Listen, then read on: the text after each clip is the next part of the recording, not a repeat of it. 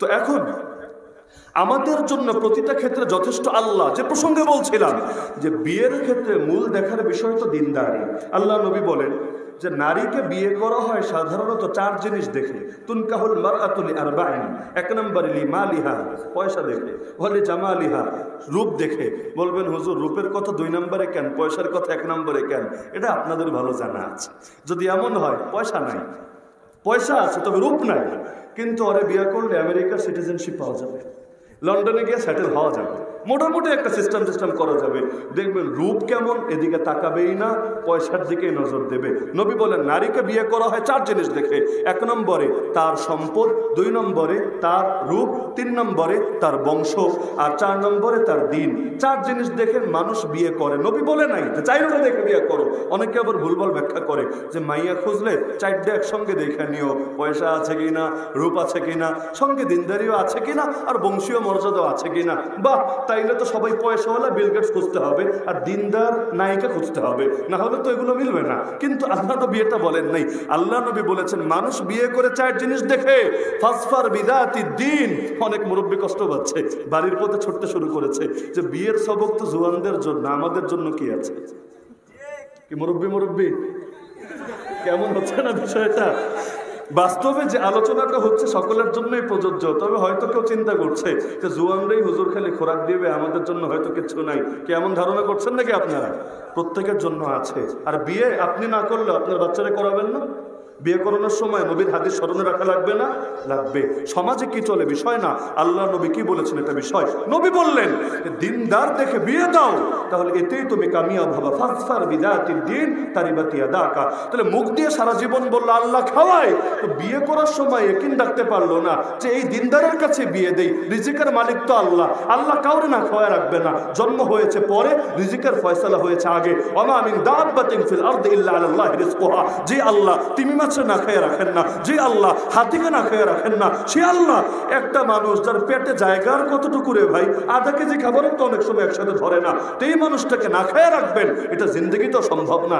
যে খায় তারটাই খায়, কেউ অন্যেরটা খায় না, খেতে পারে না। বউ জামাইয়েরটা খায় না, জামাই বউয়েরটা খায় না, আর সন্তান বাপেরটা খায় না, বাপ সন্তানেরটা খায় না। প্রত্যেকে নিজেরটা খায় যেটা আল্লাহ বরাদ্দ রেখেছেন তার জন্য। হ্যাঁ, মানুষ ওসিলা হয়, আল্লাহ ওসিলা সহও দিতে পারেন, আল্লাহ ওসিলা ছাড়াও দিতে পারেন। তবে দাতা একজনই, বাপ দাতা না, নেতা দাতা না, সন্তান দাতা না, পৃথিবীর কেউ দাতা না। পৃথিবীর মানুষ জাস্ট বন্টনকারী। নবী বলেন ইন্নামা আনা কাসিম, আমি বন্টনকারী। আল্লাহু ইউতি, দাতা একমাত্র আল্লাহ। তাহলে সন্তানকে দিনদারি দেখে বিয়ে দিতে হয়।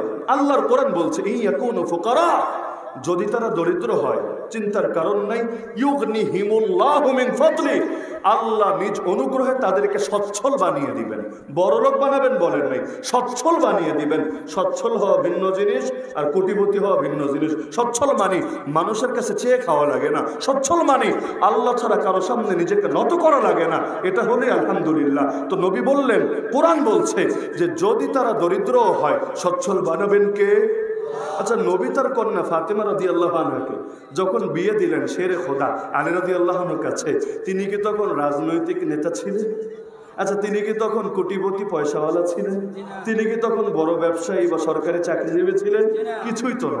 নবীর ঘরে ঘরে বড় হয়েছেন।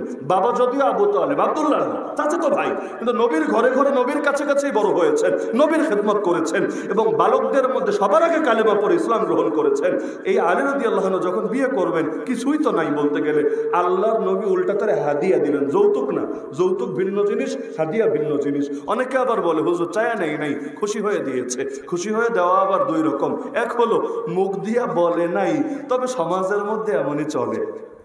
মুখে বলা লাগে না যে ছেলেরা একটা মোটরসাইকেল দিতে হবে, একটা আইফোন 16 প্রো ম্যাক্স দিতে হবে, আর একটা সামর্থ্য ভালো থাকলে একটা পার্সোনাল বিমান আর হেলিকপ্টার দিলে চলবে, আর কিচ্ছু লাগবে না। সমাজে চলে, মুখ দিয়া বলে নাই, এটাও যৌতুক।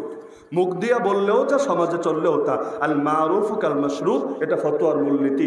যা সমাজে চলে তা মুখে বলার মতোই। ওই ক্ষেত্রে বলে দিতে হবে খবরদার, খবরদার, কিচ্ছু দিবা না, কিচ্ছু না। হ্যাঁ, যদি এমন হয় সমাজে চলে না, তাও নিজের থেকে খুশি হয়ে দিতে চাচ্ছে এবং বোঝা যাচ্ছে কোনো ধান্দা নাই, একমাত্র মহব্বতের খাতিরে দিচ্ছে, তো সেটা গ্রহণ করা যেতে পারে। তা আলী রাদিয়াল্লাহু আনহুর কাছে মেয়ে বিয়ে দিলেন পয়সা দেখে না দিনদারি দেখে? তাহলে কি বোঝা গেল? নবী যেই কথা বলেন তার কাজও সেটাকেই সমর্থন করে, আর আমরা যে কথা বলি অনেক সময় কাজ মিলে না কথার সাথে, দুঃখ লাগে, দুঃখ লাগে। অনেক আলেমও এমন দেখা যায় সন্তানকে মাদ্রাসায় পড়ায় না। কেন জানেন? সন্তান বড় হয়ে কি খাবে এই চিন্তার কারণে। মেয়ে বিয়ে দেওয়ার সময় আলেম হয়েও আলেম জামাইয়ের হাতে তুলে দেয় না, বরং দিনদার পয়সাওয়ালার কাছে দেয়। কেন?